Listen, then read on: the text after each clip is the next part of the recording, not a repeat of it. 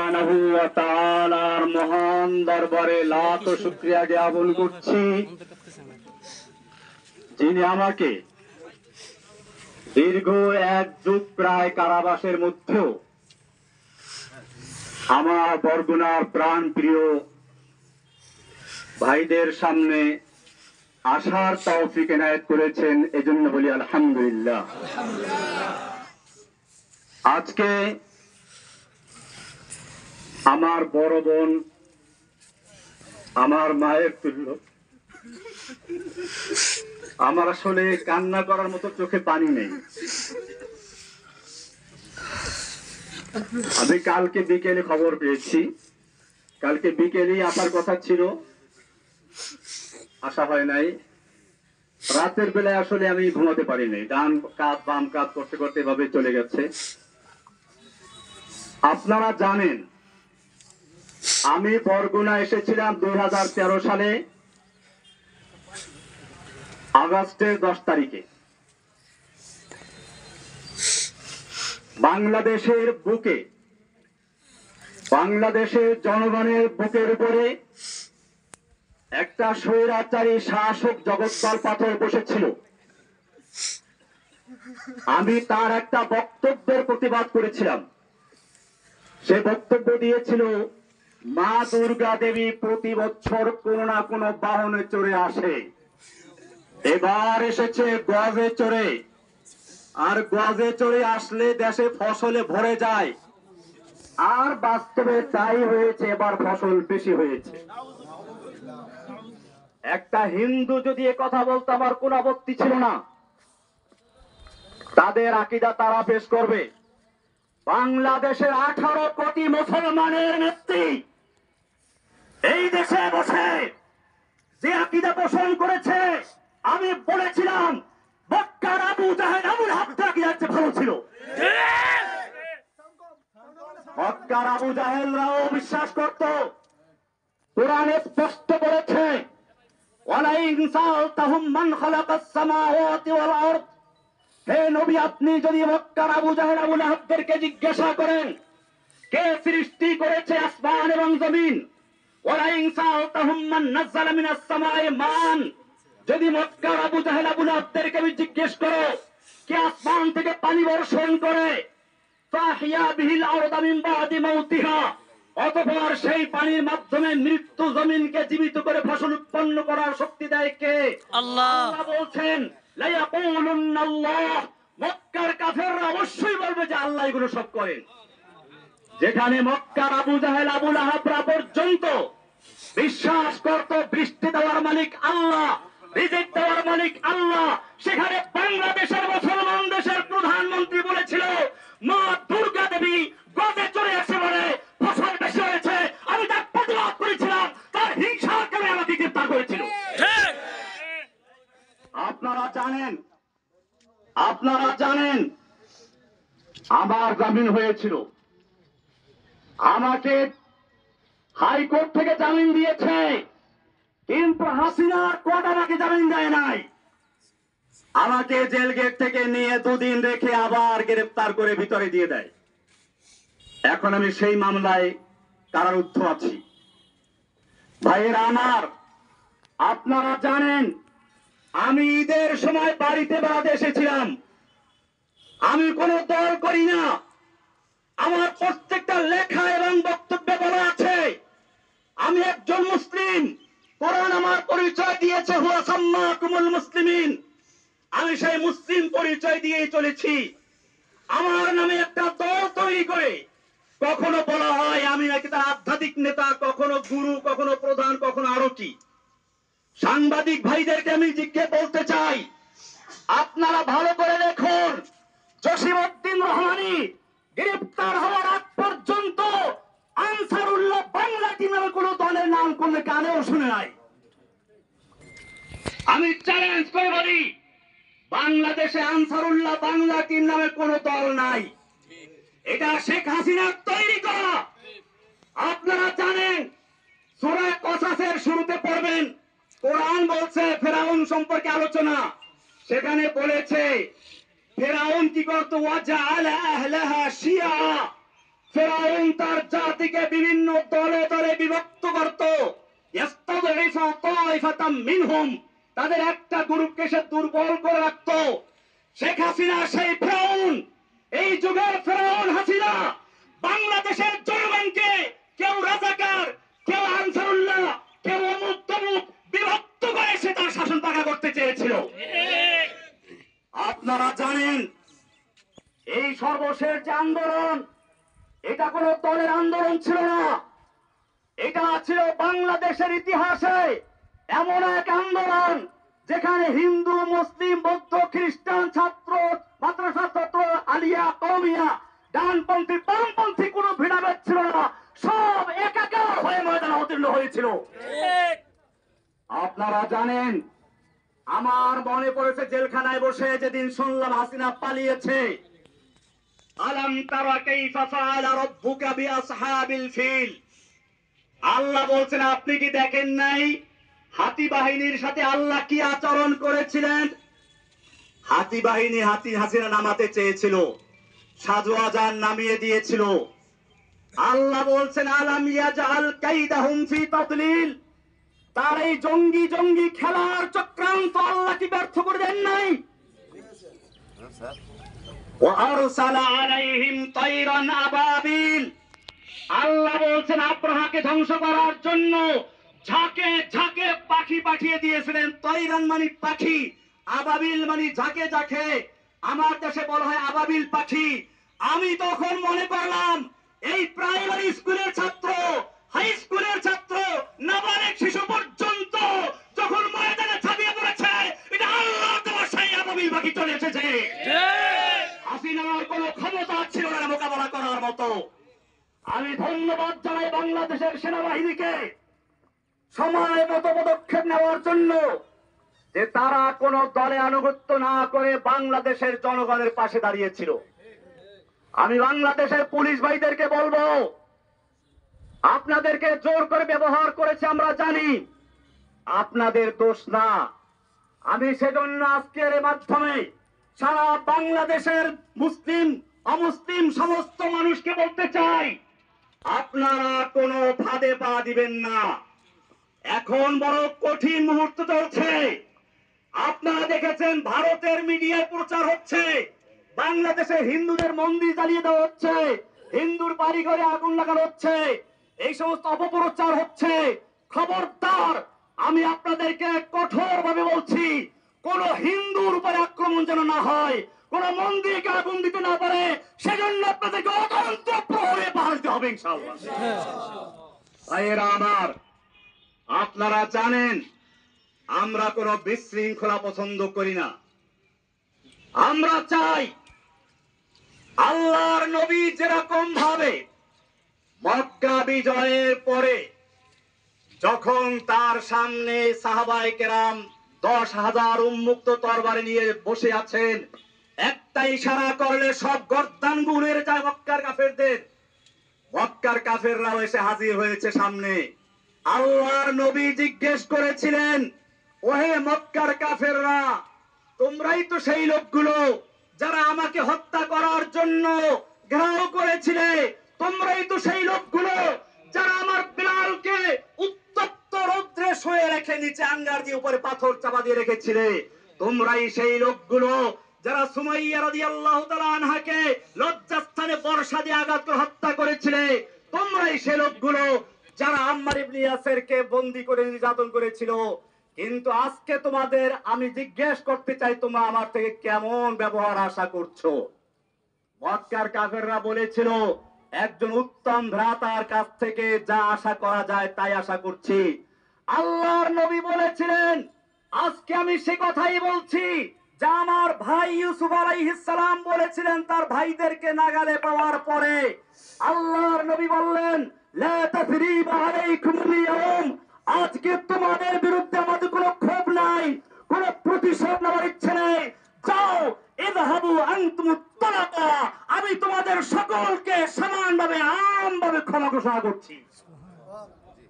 বাংলাদেশে আন্দোলনরত ছাত্র জনতা, মাদ্রাসার ছাত্র, স্কুল কলেজের ছাত্র, সাধারণ জনতা আমি সকলের কাছে অনুরোধ করব, আল্লাহর নবীর এই মক্কা বিজয়ের ঘোষণাকে কেন্দ্র করে আমরা যেন এই বিগত দিনে যা হয়েছে সব ক্ষমা করে দিয়ে একসাথে একটা সুন্দর সমৃদ্ধ সাম্যের বাংলাদেশ গড়তে পারি।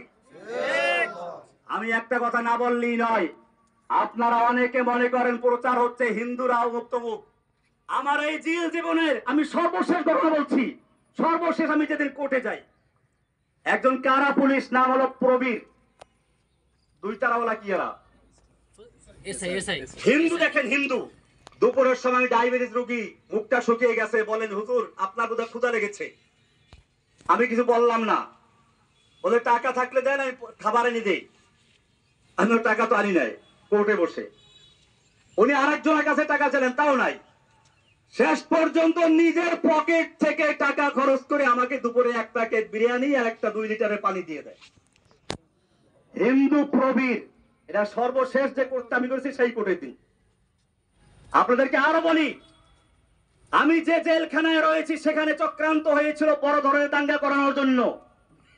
আমি সকাল বেলার থেকে পুরা জেলখানায় হ্যান্ড মাইক হাতে নিয়ে বলেছি, খবরদার কেউ কোনো বিশৃঙ্খলা করবেন না, বিশৃঙ্খলা করবেন না, আপনারা শান্ত থাকুন। আপনারা জানেন আমাকে রাখা হয়েছে হাই সিকিউরিটি জেলে, এশিয়া মহাদেশের 1 নাম্বার জেলেটা, কঠিন জেল।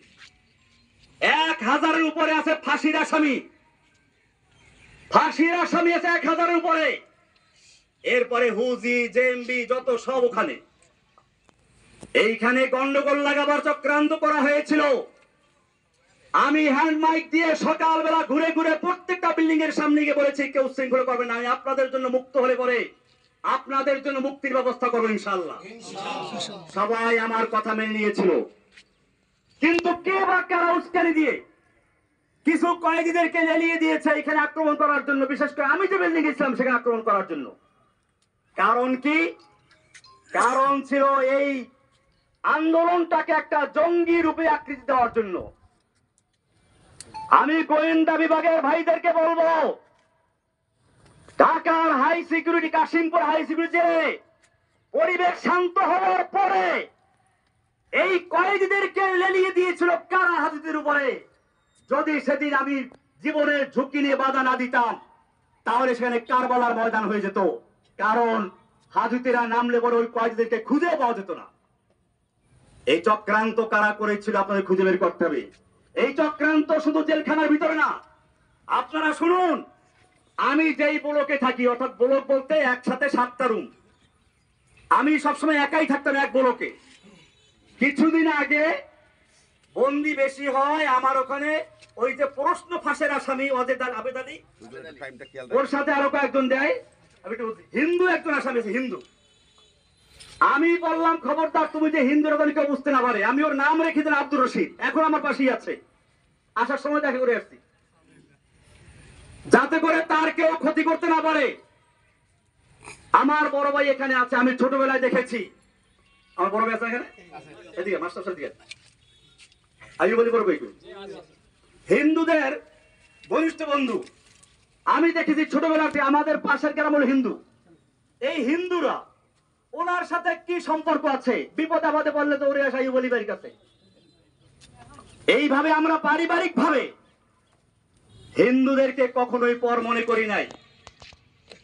আমি বাংলাদেশের সমস্ত ভাইদেরকে বলবো, আমার এই আওয়াজ যে প্রান্তে পৌঁছে, হিন্দু মুসলিম আমাদের কোনো বিভেদ থাকার দরকার নেই। আমরা বাংলাদেশী। আমি ইন্ডিয়াতে পড়াশোনা করেছি, দেওবন্দের আর উল্লেখযোগ্য ছাত্র আমি দেওবন্দে পড়াশোনা করেছি।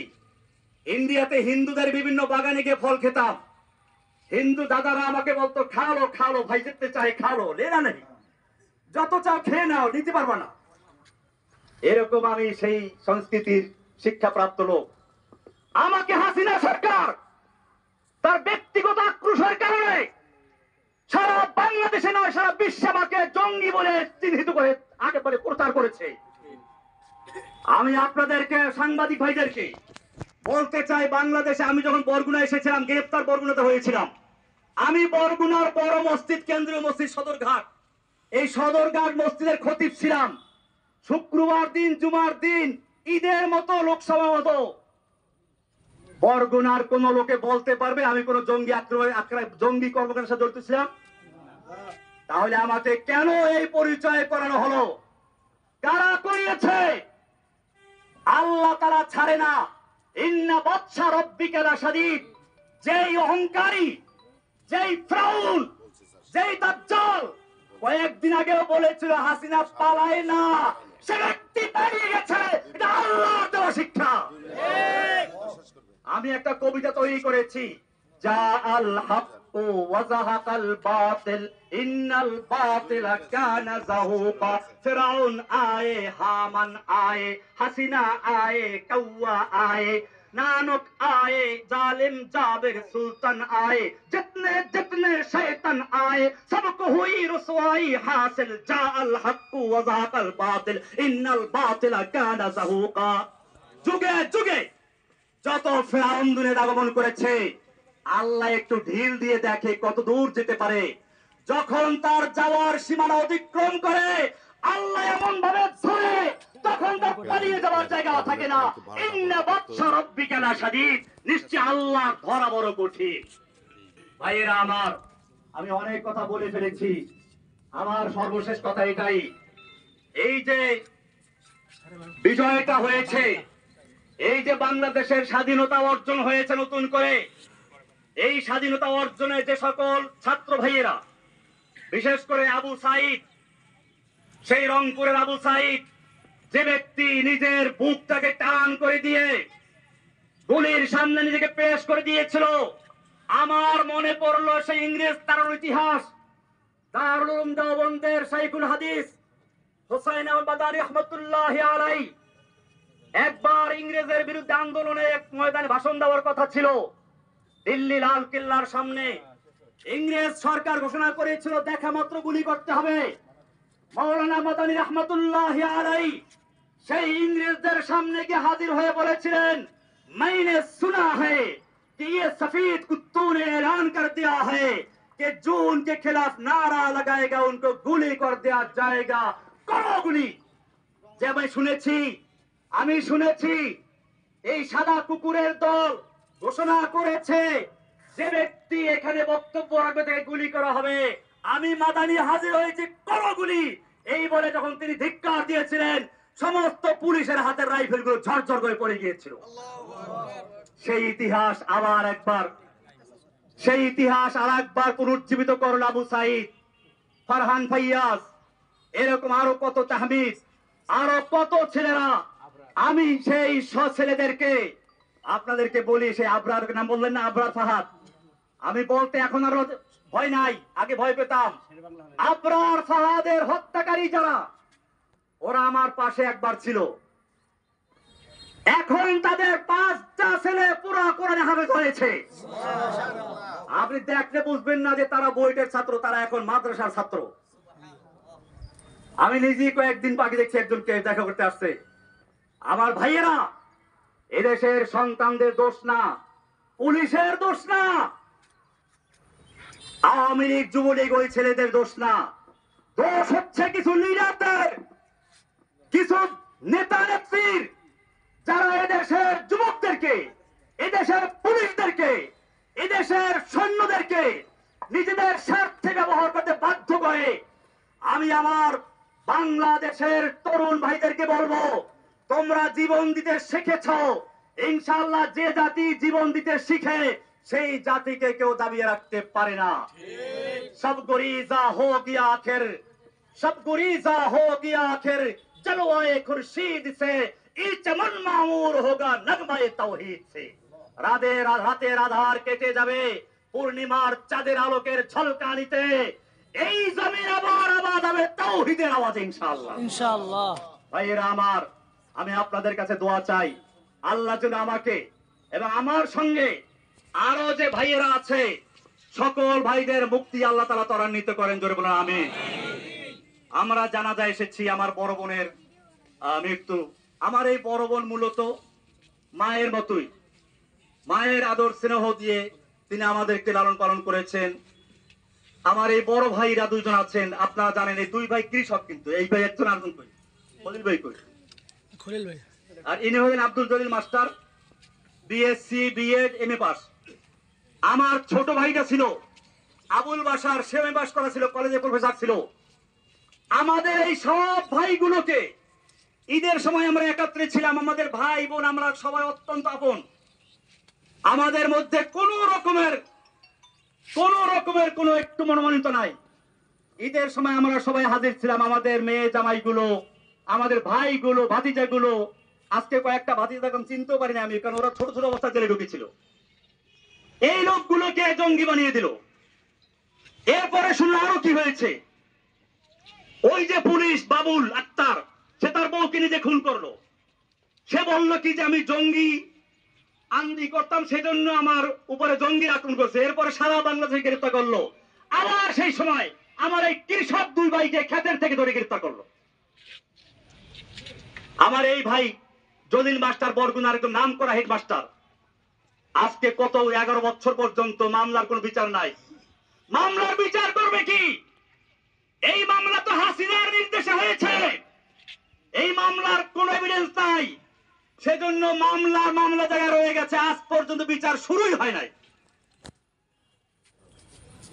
আমি আপনাদেরকে কথা বলে এই জন্য বললাম, আপনারা বরগুনার মানুষ, হয়তো আপনারাও মিডিয়ার কারণে, অপপ্রচারের কারণে বিশ্বাস করতে পারেন, মনে করতে পারেন কিনা যেন আছে। আসলে আমার এই ভাইগুলোকে আপনারা চিনেন। আমার ছোট ভাই ওই সময় বাড়ি ছিল না, সে বরিশাল কলেজে প্রফেসর ছিল। তাকে গুম করা হলো, 6 মাস পর্যন্ত নির্যাতন করা হলো। বলা হলো তুই খালি একটা কথা বল, জসিমউদ্দিন রহমানী আনসারুল্লাহ বাংলা টিমের প্রধান, তাহলে তোকে ছেড়ে দিব। আমার ছোট ভাই চরম নির্যাতনের শিকার হয়েছে। আমি যখন তাকে জেলে দিল, দেখলাম যে হাঁটতে পারে না একটা যুবক, টকবগে যুবক, কি হাস্যোজ্জ্বল হাসি খুশি একটা ছেলে, কিন্তু সে হাঁটতে পারছে না। এবং কিছুদিন পরে সে আল্লাহর রাস্তায় মারা গেল, শহীদ হয়ে গেছে। ভাইয়েরা আমার,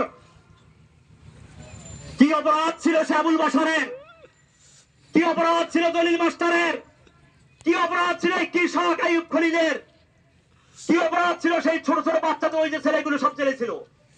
এখন আমার সামনে সব বড়গুলো বড় হয়ে গেছে, ভাতিজারা, আমি চিনিও না অনেকে।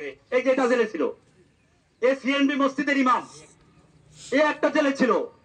এরকম এখন বড় হয়ে গেছে, আপনি দেখছেন। তখন আরো ছোট ছোট বাচ্চা ছিল, এই বাচ্চাগুলোকে ধরে জেলে ঢুকিয়েছে। বিচার কি হবে না? আল্লাহর কি আদালত নাই? আল্লাহ তাআলা সব দেখেন, সব শুনেন। তিনি একটু ঢিল দিয়ে দেখেন, তোমাকে এই দেড় যুগ পর্যন্ত ঢিল দিয়েছিল, এরপরে তোমাকে এমন ধরা ধরেছে, তোমার দরবেশ বাবা দাড়ি কামাইয়া বাঁচতে পারে নাই। দেখেন নাই দরবেশ বাবারে? এই দরবেশ বাবা ইসলামকে ভালোবাসে, কিন্তু আজকে সে বাঁচার জন্য দাড়ি কামাইয়া বাঁচতে পারে নাই। আমি বলতে চাই, এখন থেকে সামনের দিকে আমরা যেন ঐক্যবদ্ধ ভাবে একটা সমৃদ্ধিশালী, সাম্য, ভ্রাতৃত্বপূর্ণ একটি বাংলাদেশ গড়তে পারি, সেজন্য আমরা একতাবদ্ধ হয়ে চলবো ইনশাআল্লাহ। কোন রকম বিশৃঙ্খলা আমরা করব না। কোন হিন্দুদের মন্দিরে অথবা বাসাবাড়িকে আক্রমণ করতে না পারে সেদিকে আমরা খেয়াল রাখবো। আমার এই বার্তাগুলো আপনারা সারা বাংলাদেশে পৌঁছে দিন। আল্লাহ তাআলা যেন আমাদেরকে সকলকে একটা সুন্দর, সুখী, সমৃদ্ধশালী বাংলাদেশ গড়ার তৌফিক দান করেন, আমিন। কথা বলবে? কে বলবে? আমরা জানাজার নামাজ শুরু করব এখনই। জানাজার নামাজের নিয়ম হচ্ছে